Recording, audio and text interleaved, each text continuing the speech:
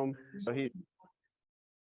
So he's gonna go through and kind of give you a high level of the solution of zero trust and what that platform means on the business side and cybersecurity side. So I'll hand it over to Jherome. Jherome, you go for it. Thank you so much. I appreciate it. Hello, everybody. Honored to speak here about Threatlocker at Envision IT's webinar. I am Jherome Deguzman, here to talk to you about what zero trust is at the endpoint. So the first stop here that I want to really talk about is the word change. There's a lot of discussions around the word change in short, but it's short but extremely descriptive when we describe the threat landscape. It is used so often, people say that change is inevitable. And I'm always reminded of Albert Einstein's definition of insanity, where insanity is doing the same thing over and over again, expecting different results. So if that's not enough to prompt some type of change in the way you do things, I don't know what will. Now, hackers have always embraced the word change as well. Hailing from my country of the Philippines is the I Love You virus that was released back in 2000. It was created by somebody named Onel Deguzman. I know, same last name and everything. He's not one of my relatives or anything like that. But I remember walking into my office and, I used to work for a disaster recovery organization and going straight into a meeting to discuss the potential impact of this virus. But it wasn't that bad of a virus, so to speak, at the time.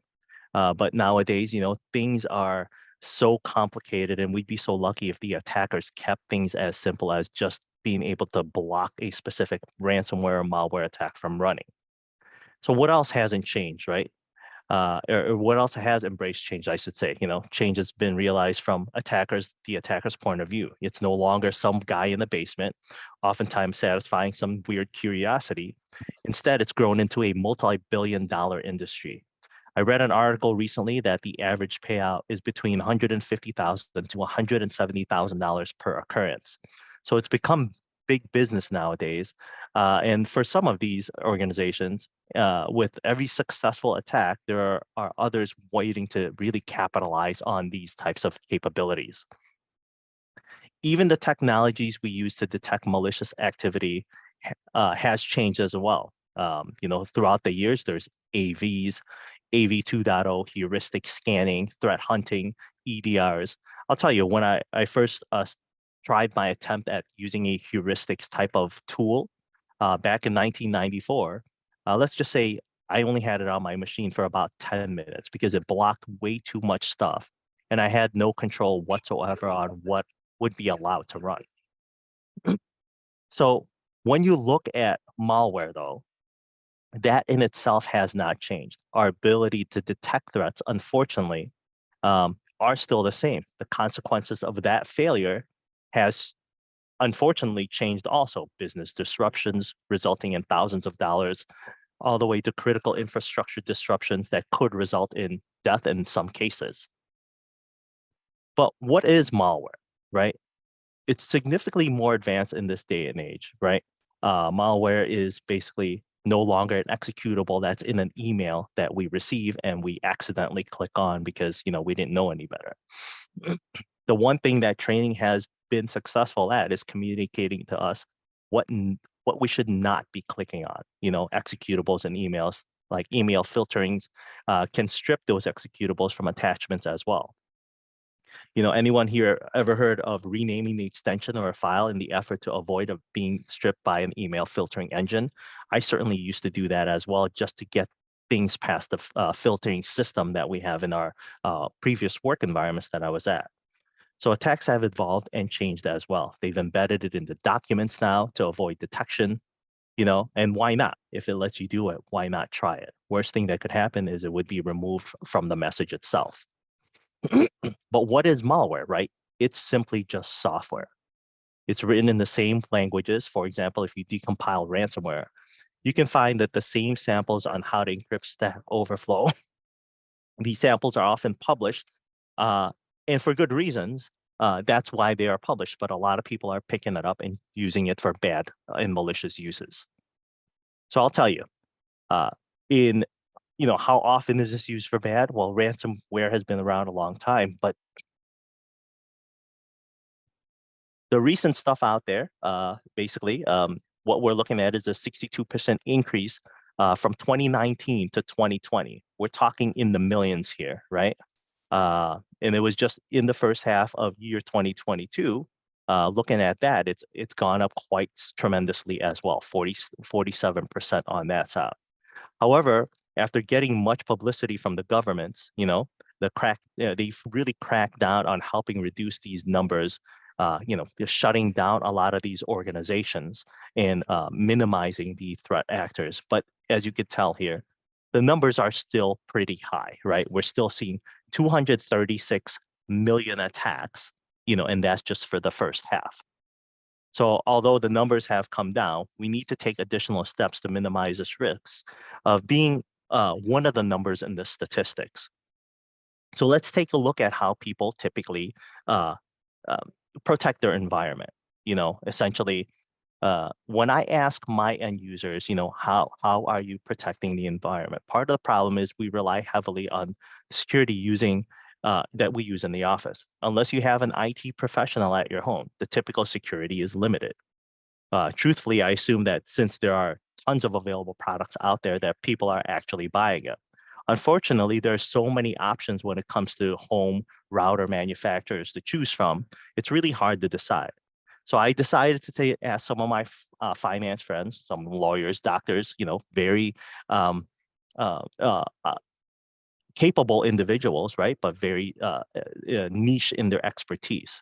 That they're not in IT and they don't have ways to protect their environment. It starts off with, well, I asked the installer, hang on for a moment, let me check and see if Google's up and running. And then I asked them, how do you protect your perimeter, right? What kind of router are you using? And then they say, well, it's whatever the ISP provided for me, right? So in contrast, essentially what ends up happening is on my side of the house, I didn't realize that I do so much more on my protection. I have an AV, I have a firewall, I have a malicious content filter, intrusion prevention, detection, infection and quarantine, but I'm simply a one-man operation. And there's very little I can do to basically monitor my environment 24/7, even though I'm an IT professional. But what does work give us, right? When we're behind the environment inside of our work environment here, right? Business protections are the AVs, EDRs, MDRs, XDRs, and firewalls, content filters, all of the things basically similar to what I do at home because I am a security professional. But we have an entire team dedicated to doing that work for us. So let's talk a little bit about, a very typical attack that happened just last year, right? These are the types of things that are very common, and it's the Microsoft Folina attack. Now, this latest vulnerability right now, right? There's been a lot of hits and conversations around how this essentially can happen. We thought that just preventing macros from being able to run is enough, but unfortunately, it only took one of our cyber heroes at Threatlocker 10 minutes to get this exploit set up and the vulnerability of the malware exploited across the environment. So here's what it essentially did. You can extract an Office file, maybe a Word document of some sort, use 7-zip or something like that. And inside of that zip file, there's going to be a number of text files inside of it. You can embed malicious payload in it. And as you can see here, it's not much of a code, so to speak, not a whole lot there in the payload, right? And essentially, this payload basically says, let's call something like PowerShell or something like that in the environment. And once somebody tries to open up Microsoft Office, it'll crash that particular application because they're opening up this file. Once it crashes that application, it basically brings up a MSDT, which is the Microsoft protection mechanism to check what it is, and then it'll execute code. We figured out that you can execute or embed some type of code inside of this capability and make it call out to something like PowerShell and then execute a code. And here it is. After it's been executed, it downloads a malicious piece of software and then infects your computer. So this was just last year, right, where this happened. And of course, it's not by way of a macro or anything like that. And it's obviously a very common attack vector that can be exploited, which is calling out to an existing application that we are in fact allowed to use. We can talk about the Exchange vulnerability. If you all heard about that one, right? Exchange basically called PowerShell. PowerShell called out to a command and control server. And then that command and control server, basically dished out some applications for the attack vector to basically encrypt all of the machines in the environment. It took about 2 hours to basically encrypt the entire environment in the inside of an organization when this thing is properly executed. Let's kind of walk through that. Because we have something like Threatlocker in our environment, right? We're able to see some type of execution happening. Here in this case is sstart.bat. We saw this, we denied it, right? This is the first step of this attack. We're seeing something run and we block it from being able to execute. Next step, we start taking a look at what it tried to execute. So we went ahead and grabbed that particular file. And after putting that file on a sandbox type of machine, we are able to execute it and see that all of a sudden it started calling to this IP address, HTTPS something something, and pulling down some type of code. Very suspicious in nature, right? This is us trying to track down what in the world this thing is doing. Fast forward a little bit more. It called to this website right here, 69720942. Don't know what it really is. It's basically somebody's server at somebody's house trying to push down that malicious code that it's trying to grab. And then for those of you that have used a product like psexec, you're able to remotely execute instructions by using psexec.exe. For those, maybe a similar application is something like Telnet, where you can actually execute codes remotely as well, right? So this is what ends up happening as part of that attack vector. What's funny is when we started looking at the code that was pushed down to us as well, notice how this whole gobbledygook of characters, et cetera, right there. Believe it or not, none of this means anything at all. It is meant to throw us off the scent, oh, there's some type of encryption or something like that happening. So this code was inserted into that attack matrix so that way we could be tricked into thinking that, oh, this is all being encrypted, kind of throw us off the scent and of course, do what it needs to do. But when we get towards the bottom of the list, it grabbed group policy. And after it grabbed a group policy connection, it basically connected to a remote group policy server. And the group policy server stated, go ahead and encrypt all the files on everybody's computer. So this is how that attack essentially happened. And after it encrypted it, right, Exchange called PowerShell, PowerShell encrypted it. It then displayed this message, your machines have now been encrypted and it's now time to pay up.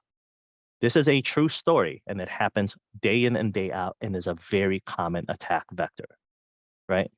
The tools that they're using nowadays, unfortunately, are very common. Bad actors are using good software like RStat tools, IP scanners, right? A lot of our administrators are using IP scanners to see what the vulnerable ports are out there. But with that IP scanner, you can also, see what services that somebody can try to exploit. Backup software nowadays are being exploited as well. Very common attack vector because, of course, if you could get access to their backups, possibly delete all that content and basically delete everybody's machine messages and things like that, then you can basically launch that attack vector and hold their data for ransom. So how do we stop this, right? So let's get back to what we did. In this case, right, simply denying this application or this particular batch file from running is all it takes to stop this attack from propagating. And that's what really Threatlocker does and what really it does very well. Out of the box, we learn all of the things that you're allowed to run on your machine. And by default, we block everything else by default, right? The key here is to understand is when you're looking at other tools that are used out there, it's the exact opposite approach. It has an entire database of things that says, these are all the things that would be considered bad. and then try to compare everything against all this bad list, so to speak, and then stop it from running if it recognizes that something is bad. But how do you know something is bad, right? There's at least 3 different types of malware that gets released once every second, right? And then when they release that, how do these antivirus organizations keep up with it? It's nearly impossible to get ahead of the game. And of course, if our antiviruses don't stay up to date, if our EDRs don't stay up to date with what is known out there, and of course, it just takes seconds for something to get by. The concept of allow listing, allow what you need, and block everything else is the exact opposite approach. If we know what people need to do their job and only allow them to do just that, we can easily stop things from running that are not allowed to run in the first place. The dilemma here is that manually checking things one at a time, though, is really the pain, right? It's the pain point of understanding what is allowed to run or not. So if we're able to use a tool like Threatlocker's learning mode to catalog everything that's absolutely needed. So here's a situation where, yes, they're running Excel, they're running Thunderbird, WhatsApp, Snagit. These are the applications that we know that people are using. If people are not supposed to be using Spotify, they won't be on this list. And of course, we're able to stop it from running because it simply just says, this application's not on the list, stop you from running. The exploited software is in 2021. We've also had to deal with a lot of exploits, for things that we use, like SolarWinds, Exchange, as I mentioned, RMM tools. There's so many of them out there, heavy targets for folks out there. Print Nightmare, where they exploited a vulnerability in printers. Microsoft Office, a very common one. And, for some of you guys that heard last year, Log4j that impacted a lot of the Java files. These are things that we use day to day, and we need to somehow protect these as well inside of our environment. And there's well over 1,000 more that we know of. So how do we stop vulnerabilities for applications that we in fact need to be able to use? We use what we call a product called ring fencing within the Threatlocker landscape, right? Here's an example right here. Here's a Microsoft Word document. This is called a living off of the land attack. Microsoft Office is allowed to run. I send you an email. You see this link in there, and then maybe the link there says, click on this because you need to change your password right away, whatever the case may be. If you click on this link, and unfortunately, it'll launch a PowerShell command, a script, and make a registry change based on this example. This is the type of thing that ring fencing stops. Microsoft Office typically will not be used to call something like PowerShell, and therefore we don't allow that type of behavior to happen. Again, think about how many attachments, think about how many emails, think about how many things that we receive from a communication standpoint that says, click on this link. Many of them look 100% legitimate. In fact, it's so hard to tell what's good and bad nowadays based on the emails. The typos are no longer existent. The logos are actual logos of organizations. It's very difficult to discern what's good and bad. This type of capability, being able to stop that hopping from an application that's allowed to another application that's allowed because our administrators use it, is a way to stop a lot of these attack vectors from occurring. Ring fencing basically is just that. Office calls over to PowerShell because it needs to talk to it. We stop that type of behavior because it's not something that is necessary. SolarWinds, tools that we use to administer our environment, right, will call out to something like a malicious website. But in the learning process of Threatlocker, we would learn specifically what you use SolarWinds for. If SolarWinds needs to go out to some website, we'll learn that and we will allow that moving forward. But then when it tries to call out to some random location that is basically not on our list, again, right, there's millions of different websites that it can go to. But I'm only probably using 10, maybe 20 websites against this particular application. So I don't want to open this application up to millions of possible websites, just the ones that I really need to allow it to talk to. And that in large limits that attack vector, that attack surface area. Another step that we can take is stop PowerShell, an administrative tool, and there's other tools out there that gets used and exists on all our machines, right? The funny thing is, really, if you ask your end user when the last time they used PowerShell, chances are the response is going to be like, I don't even know what that is. I didn't put that on there. But the truth of the matter is, it's on every single computer. The administrators in our environment use it all the time. It's essentially a administration type of tool. And of course, because it needs to be able to run from an administrator perspective, we need to limit its access. We don't need it calling on our files and folders, grabbing the data out of there and sending it to some unknown website, exfiltrating our data. Threatlocker does that by way of ring fencing. So what's the challenge again? We have a challenge with securing our network today, right? And why is that? The challenge is there's really not a single coherent network anymore in this environment, right? There's folks working remotely. We don't have control over those environments. As we saw in the other pictorial that I showed a little bit earlier, right? The amount of security at an end user perspective is typically quite small. And we need to have a way to basically have better control of it. So we can use something like network access control. That is another piece of the puzzle, right? Only allow specific access to things that are in fact needed. We can use things like, hey, inside of my environment, 10.0.0.7 is my local area network, and I need to target a server, which is 10.0.0.22. We can make sure that we create policies that only allows my computers access to my servers, my groups access to my servers. So when somebody else tries to gain access to the environment, even if they obtain a valid IP address on my network, they are not an authorized host. How do you check for authorized hosts? You use the Threatlocker agent as a mechanism to say, yes, I am a member of this group, therefore I am allowed to actually communicate with it. So how do you put this into play, right? Dynamic ACLs. Think about our remote monitoring and management tools that are out there. When we have a remote monitoring and management tool, that is quite the big attack vector for a lot of our tools out there. Because if you gain access to it, they gain access to basically, it's kind of like getting the keys to the kingdom. I can push out whatever software I want to everybody's machine. But the problem is, right? My network, maybe a class C subnet with 253 available hosts, right?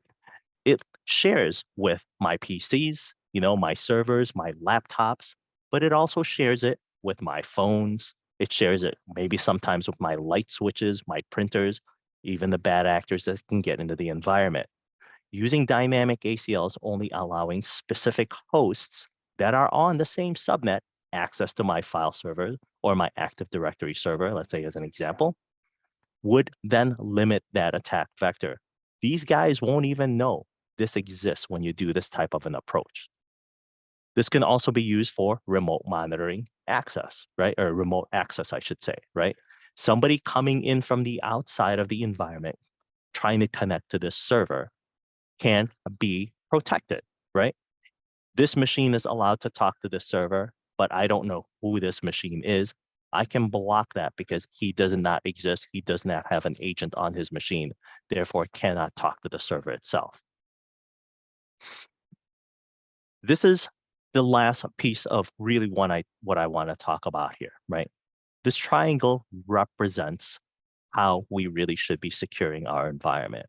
And it is a layered approach. It's not just about, training our end users what to click on and not to click on. And again, as I mentioned, right, we've made several strides in this area to really stop people from clicking on the wrong things. Problem though is they've gotten so good at it that it's so hard to tell what's good and bad nowadays. So that social engineering attack, it's really easy to fall for it now. We're so used to this aspect of it, well, most people are probably most familiar with antiviruses. Oh, we need to get an AV. But how many times have you had an AV on your system and still get a virus, right? It's a very common attack It lacks, so to speak, the understanding of what could be allowed or not. It simply bases it on a definition, and if the definition is not up to date, it's unable to stop it. Your EDRs, MDRs, these are some more advanced tools, and they have improved so much over the years. So I still would recommend having a mechanism to detect what is in fact bad. But we need to bring in another product like Threatlocker that gives you complete control of the environment. Threatlocker is all 5 of these things combined. Allow listing, allow what you need, and block everything else by default. Ring fencing for the things that we have allowed, only allow them to basically interact in certain ways. There's no reason why Microsoft Office needs to be able to call PowerShell. Therefore, I will block that capability. Elevated credentials, right? We have users that need admin credentials to do certain things in the job. Well, guess what? They don't need to do it 24/7. They certainly don't need it to read their emails. So why don't I limit that capability that they have by simply blocking that access when they don't need it and only allowing it when they in fact actually use it? And of course, we can protect our storage, right? Our USB sticks. Somebody drops a USB stick in the parking lot that happens to have malware on it. We don't want somebody picking it up, plugging it into the laptop and causing issues from that perspective. And of course, that network access control piece that I mentioned a little bit ago, where you can control the services when it's needed and shut them down when they're not in use. Thanks everybody for your time. Of course, that's all I had to cover during this webinar. I'll turn it back over.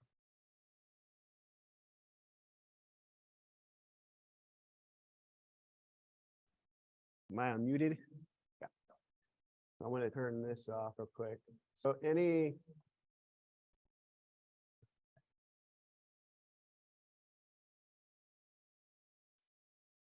let me mute this so you guys don't hear me. All right. So you're all good? So thank you. Yeah, thank you, Jherome. There's definitely, it's very technical on what this product does at a very low level. It's very much, you touched on the learning mode, and that's really the part when we install this software, it goes into learning mode and we let it allow to learn the environment, all the programs that you guys run. So if it's Office, Word, Excel, any of your, programs for billing, QuickBooks, all of those types of programs, it learns all of these things. And then we turn it into a secure mode. At that point, it basically says, okay, here's my allow list. Here's all the things that my users, my employees can basically run. Anything else that tries to run, because all programs like this, all viruses are some type of executable. It's a program that tries to run and install on your machine. If it's not on that list, it will basically block it, and you get that message. He showed that message. Basically, it was denied. The employee gets that message on their machine. If it is something that, say it's an update to something or they're trying to download something, what's great about that message is it actually, because we're tied into it, we have a button on there that you can submit a help request. And that help request comes into our ticketing system. We get it. Then we're able to validate that it really is something that you guys want to run, should run. It's not malicious. And then we can basically install it. And then that piece of software or program is now on the allow list. So it's a really very, we're kind of putting, antivirus is great. Every machine has antivirus because unfortunately, nothing is 100%. I would be lying to you. So I would say that Threatlocker is the end all be all to, cybersecurity, but it's definitely taking it to the next level. So within our services, we use Threatlocker, but we also use a product called, and everybody has it, a product called Huntress, which is a threat hunting program. So that is actually something that looks on your machines, looks at all the files, and if it has any kind of footholds or any malicious software that's just sitting there waiting to be run, it's not actually run yet, then so you click on an email and it downloads a file and the file just sits there and it doesn't do anything. And you have no idea that it's been downloaded because you can't see it. The product, the threat hunting product actually scans all that and knows certain files are malicious. That kind of stuff gets back to that definition type aspect, but it's that layered approach that we really like to have, you know, from the firewall to threat hunting to Threatlocker to Windows Defender antivirus. So it's that rolled up package that we feel is 98, 99%, but like I said, nothing is 100%. So I know, were there any questions? Were there any questions on chat? Any questions in here? Because I know he went really high level or technical on this, which was great. Thank you, Jherome. You did an awesome job. Any questions about any of that? Kevin, how does that identify any malicious code that's present during the learning mode process? So that's what Huntress is for. That's what Huntress is So for. Huntress, we put Huntress down before to kind of, and like in your case, Sentinel-1, to kind of make sure that you guys Correct. have a clean environment, but Threatlocker does not determine if anything is malicious or not. And so, yes, that is a concern. We don't want to put it down on a network that isn't protected initially. Right. Because it could learn something malicious.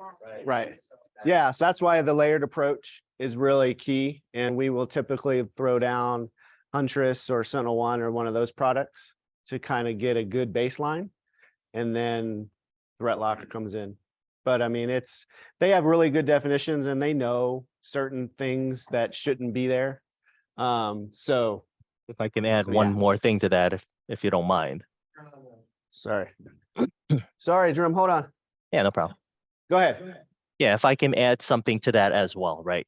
100% correct on the statement that they made there that, you know, Threatlocker does not decide whether something is good or bad. However, when you have something like ring fencing backing it up, because it's not enough to say, oh, this application's allowed to run or not, because you could have applications and they're all bad, you know, they're all good applications, but they have exploits in it.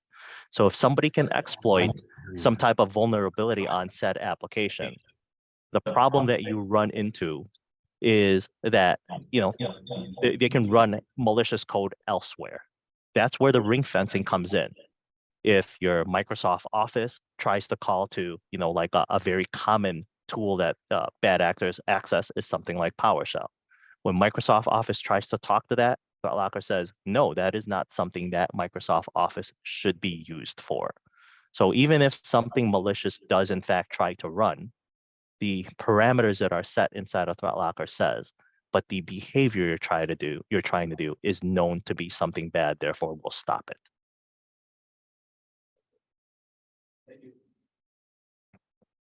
Yeah, so I mean, it's just that layered approach that is key to all of this.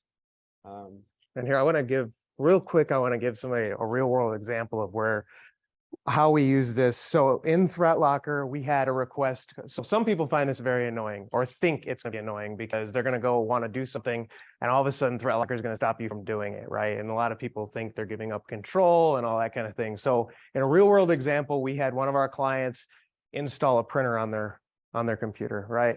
And they got angry because we blocked them from downloading a driver that was for their printer. Well, it blocked it. They put in a request. They said, we really wish we could just install our printers by ourselves, right? And so we jumped on the computer and we looked and they had gone to hppinterdrivers.net. That is not HP. That is a malicious website. And they had downloaded a driver that was not an HP driver. It was an executable that actually was not signed by HP and probably had something malicious in it, or at least a malware type of, you know, annoyance where you'd get pop-ups or something like that, right? And so we, you know, it is an annoyance at times, but we want to make sure that you guys are protected above everything, right? And with this, if just in this typical example, if you would have ran this program, there's a possibility he could have infected his entire network just by one little mistake by he Googled HP printer drivers and he went to the wrong place and downloaded the wrong driver. So because we stopped that and because we could look at it, and we actually, and Threatlocker gives us insight into the program. Like there are specific things that program manufacturers do, like they sign their programs with certificates, and these certificates can be validated against saying that this is a true HP Hewlett-Packard piece of software. Well, we can see that. And so when Threatlocker gives us a report on this application, we can actually see, is this a legit signed application by what you're actually trying to do? And then we can make sure that we whitelist this. And this whitelist process, I mean, you're talking 5 minutes normally as a response time. You put in a ticket, we jump on your computer, we either put the computer in learning mode while we install the software for you, or we just click accept and you can install it. So it's a very quick process. I know you guys have gone through it a few times. I'm sure George too has gone through it a few times. So it's a pretty quick process. It's not very intrusive, and it's helps us sleep very well at night. That's really our motive on this. We want to sleep at night, so that's, so. And it does stop us too. That's the other thing. Yeah, is that we it double use it checks here. us. Yeah, And and we use it here. It's all on all our computers too. I mean, we're using the same product we're putting in place for you guys. So I mean, we just don't have to submit a help ticket, or sometimes well, and I mean, even when we do stuff on your guys' servers, we have to actually whitelist ourselves to, Right. if we install an update on your servers. Now, Threatlocker is smart enough to understand things like Windows updates. Like you don't Yeah. have to, if you reboot your computer every month or every week, and it gets Windows updates, Threatlocker doesn't need to be put in learning mode during that. It Right. knows. it's already those on kinds of on the things. allow list. And a lot of regular applications like your Chrome, your Office, all that kind of thing, it's automatically updated. You don't see anything. You don't have to put requests in or anything like that. It's the third-party stuff. It's the stuff that is not known, widely known, that we want to be very secure about. Right. Yeah, your employees going to just downloading a coupon, kind of extension for Chrome because they want to put use coupons for buying on Amazon or whatever. A lot of those, those kind of extensions are bad. I mean, it opens the door to all of these other things that, like he had mentioned, the callback. You get a program on your machine, you might think it might be a coupon thing, but it could be on the back end making calls to a server that then they can download programs without even you knowing it, and then they execute it. I mean, there's so many different things that you can go into with the technical side of how these hackers and attackers are getting access to your stuff, and you have no idea that it's there. So, And sometimes it just lays around. yep, that's the other that's thing. where the huntress and the threat hunting goes into. Because sometimes you'll run a program, you don't even realize it, and then it drops a piece of code down on your computer and it puts it in a place so that 3 months from now it'll run. And so you got no idea it's there, and it just waits, and then eventually an update hits or a reboot happens or something, and then all of a sudden this thing fires, and then it starts infecting everything. So they want to get into your system. Threat actors now want to get into your system, and they want to steal all your data, and they want to do it as stealthily as possible and stay in there as long as possible. And then after they steal all your data, then they'll encrypt your data, hold you for ransom. And then after you have to pay the ransom or whatever you have to do, then they will hold you a ransom again, because they'll say, well, we stole all your data. And if you want us to destroy that, then you're going to have to pay us more money. Yeah, and the statistic now is literally, I think it's about 7 to 8 months that an threat actor is in your system and you have no idea, and they're just sitting there trying to gain access to as much as they can until they actually attack. So it's becoming very, very, I mean, it's like war games. I mean, it really is. I mean, you know, on the military level, you send in your recon team, they have no idea that anybody's there. You get all the recon and do all that stuff, and then you have an attack plan and boom, you attack. It's very much like that now. And the other thing is that these are legit, well, not legit, but these are huge businesses now. Big business. This isn't just some hacker kid in a hoodie or over their laptop in the middle of the night trying to get into your computers. They have full high rises in India and China and Russia. I mean, with thousands of employees, and they're all hackers. That's all they're trying to do. And that's all they do. Stuff. And they're legit too, to the point where, I don't know if you guys saw this story recently, but there was a hacking group that hacked into a children's hospital. And it was terrible, right? Yep. And they released the hacker group released a public apology. Yep. They didn't And realize so- it was who it was. And they fired the hacker. They said we cannot. They fired the hacker and said that he will no longer be using any of our tools, and we do not. Yeah. We do not condone hacking of any kind of children's hospital or hospital. And they gave the hospital their decryption keys and all this kind of thing, and everybody went on their business. But they're acting like, now they're acting like legitimate businesses. I mean, people, they is a public apology written very well. For-profit business. Yep, it's, Right. yeah, Oh, it's yeah. an attack for a profit I mean, business. it is. And so it's amazing. Yeah, They they do have have feelings. feelings, yeah. So I mean, they act like legitimate businesses now, and like even when they demand a ransom, if you pay the ransom, they're going to give you your stuff back because they have a reputation Right. that they have to keep, and their reputation is It that is. we release your data if you pay Well, us. yeah, because the FBI and everybody, the government gets involved and they know these groups, and it's like, and the FBI will say, yeah, if you pay the ransom, you're going to get your data back. Or the FBI will say, yeah, this is a bad acting group, then they're not ethical. And if you pay, you're not going to get it back anyway. So I mean, it's the level, but that's why we have backups running on everything. Because if something does happen and it does circumvent, or there's a 0-day kind of attack and it's one brand new thing that just happens and no one knows about, that's what the 0-day kind of alludes to. Well, Threatlocker will stop that. Well, Threatlocker does stop, Threatlocker does stop that. But I mean, that's why backups and disaster recovery plans and all of that kind of stuff really is important.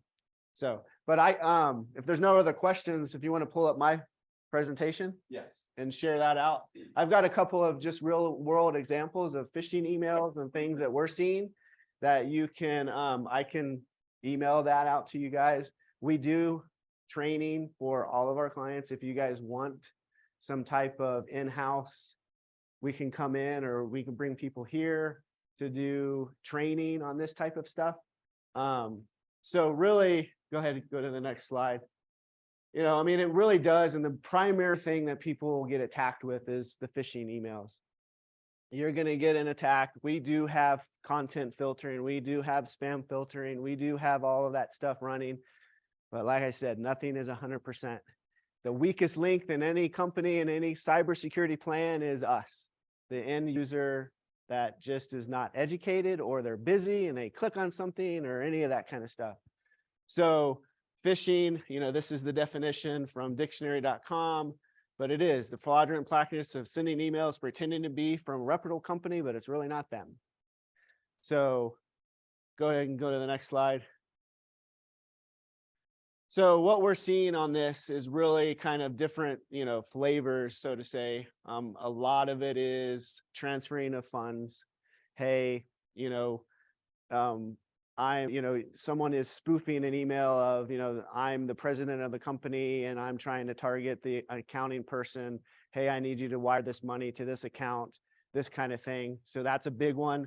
Email compromise is probably the biggest. It really is. You get an attachment that says, hey, here's an Office 365 Word document or some type of PowerPoint. You want to open it, but you click on it and it pulls up a Office 365 or a Google Gmail login screen. As soon as you enter in your username and password, you'll probably get an error message at that point, but they've already got your stuff. They have your username and password. So then they can get into your account. It's one of the reasons why all of our clients use multi-factor authentication, so that it prevents that type of stuff. So that's a big one. And then the ransomware. You click on an email, it has an attachment on the back end, and this is where Threatlocker comes in. In the back end, it's downloading a program, running something that you have no idea, and then you're kind of toast. And then you call us and say, so go ahead. So these are some examples, and these are some that, I get them. So I save all this stuff. I have a little folder because I was like, oh, this is good information. So this is, you get, this is our company, but it's a payment notification. Hey, a payment of $14,000 was issued to you. I just got this last month, and it basically wants you to click on this HTML or click on, here's the email to contact. But I mean, this is from my company. I mean, we don't do this, right? So, I mean, that's just part of, but if I would click on that HTML file, it would download a payload and I would be compromised. And there's just some key things that really you can look for. One of them is who it's coming from. I mean, that's not our email address. Let's see, I think this has a laser thing. Yeah. So, I mean, when you're looking at stuff and, your employees, it really is, when you open up the email, I mean, it just doesn't look right for one, but where it's coming from is a big deal on the website. Maybe you can use the mouse for the people on the webinar. Yeah. So it's that kind of stuff. We don't use QuickBooks. So that's another key indicator. I mean, knowing your staff, knowing what kind of, typically what they would get is a great thing. So go ahead and go to the next one. This is another one.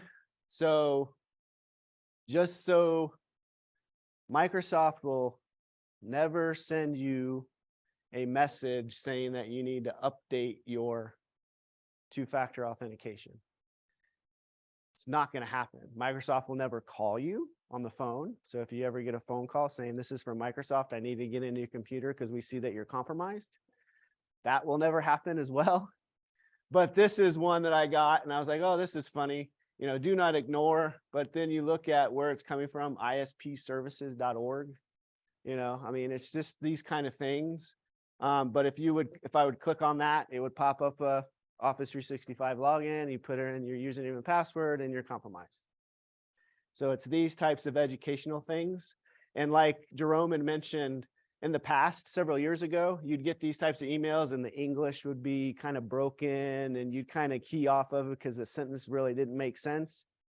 But they're getting a lot better.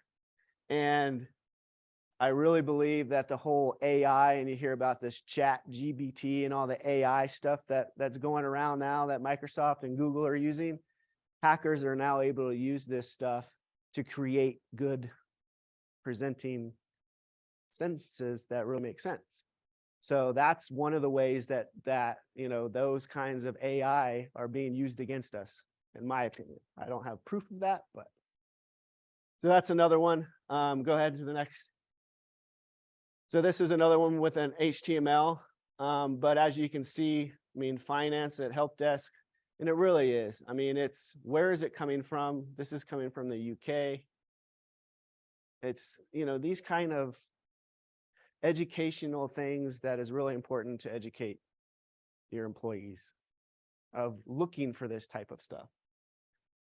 I don't have one in here as an example, but sometimes you'll get one that has a link in it. If you hover over the link, it kind of shows you where it's going. So if it says this is a Microsoft, file, but you hover over the link with your mouse, it'll pop up where it's actually going. And if it says .ru or, all these different things, it's probably not going to Microsoft.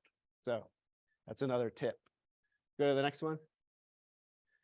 Yeah, so this is the email compromise side. So, I got an email from someone and it's got a link. And if I open that link, it's not coming as an attachment, it's kind of coming embedded in the message. That's another one that they're trying to grab your stuff. So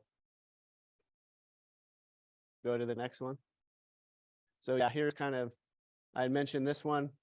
Hover over links is a great way to know if it's really something. Look for misspellings. That one is still, it's out there, but it's getting better and better and better. And really these two ones are the big one. Are you expecting this? If it's it's getting to the point where you have clients that will get compromised. So we had an example of one of our clients and a municipality that a law firm got compromised, and they got compromised and the law firm didn't know, and the attacker went through that person's email and looked for certain things. And one of them was communication with this municipality. And the communication between the law firm and the municipality was looking for, they were working on a public request, document, the lawyer, so there's a whole legal thing going back and forth. But the municipality hadn't heard from the lawyer, and all of this kind of public stuff was months ago, and it was kind of over. But the attacker saw this email, grabbed the email, sent another email with an attachment saying, hey, we've got another public request for this case. Can you please open this document? And, well, she wasn't expecting it. She did open it. And luckily, Threatlocker blocked it because it was trying to download a foothold of Cobalt. And if that Cobalt program is basically something that is a home, it calls other servers to download ransomware. So she had no idea. She replied back to the email saying, hey, this document didn't seem like it opened because I got an error. Of course it did. And the law firm was like, replied back, oh, well, here's another one, because the guy was watching the email in the mailbox and was actively monitoring this. So she called us, hey, I got this message, I got this, and we looked at it and we're like, yeah, that's not a good thing. You should probably call and confirm. So if you're not expecting something and you get something and it's like, this really looks kind of fishy, kind of funny. Why am I getting this? This isn't typically how I communicate with this client or this person. Unfortunately, we're in the time of day, you can't just email them back because the attacker might be in their email. You've got to call and confirm and pick up the phone and physically call them and say, hey, I just got this. Another example that I had personally, I got an email from a county. I don't remember what county it was. But I got an email saying, hey, we're needing like 100 and some computers. And I was like, cool. So, but it just didn't look right. I mean, it had the logo, it had the signature of the county clerk. I mean, it had all these different things. So I looked up and was like, yeah, this, typically they don't send emails out like this. They go through an RFP process or any of that, there's ways that counties kind of handle this type of stuff. So I actually replied back to the guy or a person, and I got a message back. Oh yeah, we would need all these, and sent all these different specs and all these different things. And I'm like, wow, this guy's really, doing well. Well, I picked up the phone and called the county, and immediately the lady said, yeah, that's not legitimate. We were compromised. You're the 6th person that has called me today to say that this has been going on. So it's just the way that the world that we live in now, unfortunately, with criminals and cyber and all of this kind of fun stuff. So I think is that the last one? Oh yeah. Just some security practices that we like to deploy. I know it's a pain in the whatever, but password policies are very important. The multi-factor authentication is very important because that really does help with, if you get compromised, say you do click on something and you enter in your username and password for Office 365 or Google, they might have your password, but if they're sitting over in India or Russia or New Jersey or wherever, and they try to log into your account, they might be able to, they have your password, but they have to have the multi-factor authentication from your phone, from an app or something like that. So if you don't know that you're already running that, let us know and we'll talk to you about, making sure that everything is good. And then this is another one that we're starting to do and kind of pushing out is external messages. So there's a thing called spoofing of email.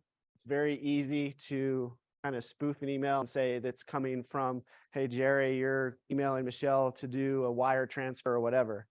Well, and it looks like it's coming from you. Just a way that people can modify email and headers and all the technical stuff that goes along with that. But you can, within the system, you can actually put a tag on the message saying that this is coming from an external person. So even though Michelle says, well, if this is from Jerry, well, Jerry's not really in the Dixon email system. The external person that's playing like Jerry is outside of that system. So it would show up saying that there's an external message. So that's another indicator of this isn't really who they are. So these are some basic things that really, they don't cost any money. It's built into your systems. It's just education on the employee side of this is why we're doing it, and this is helping protect our business and environment. Keep wanting to click. That's it. So any questions on any of this? Any questions from the webinar side? I want to thank Jherome again, Threatlocker. They've been awesome educating us on this platform, and it's really helped help us sleep at night, because unless me and Steve go out of town, and then there's one client that always seems to, but we won't get into that. So any questions from the? Okay. Any questions here? I really appreciate you guys coming, and like I said, we're gonna be doing it quarterly, and we'll continue to educate and bring up examples. And if you do want us to come in, for the loan fund, or you need that to do a lunchtime presentation, I've got an extended version of cybersecurity and a lot more examples and things that we're seeing and kind of best practices for employees. We do that all the time. We love to do it because the more you guys are educated and your staff is educated, we don't have to work as hard. So, and we sleep at night. Well, thank you. Thank you. Oh, wait, was there a question? Oh, thank you, Stephen. All right, good to go.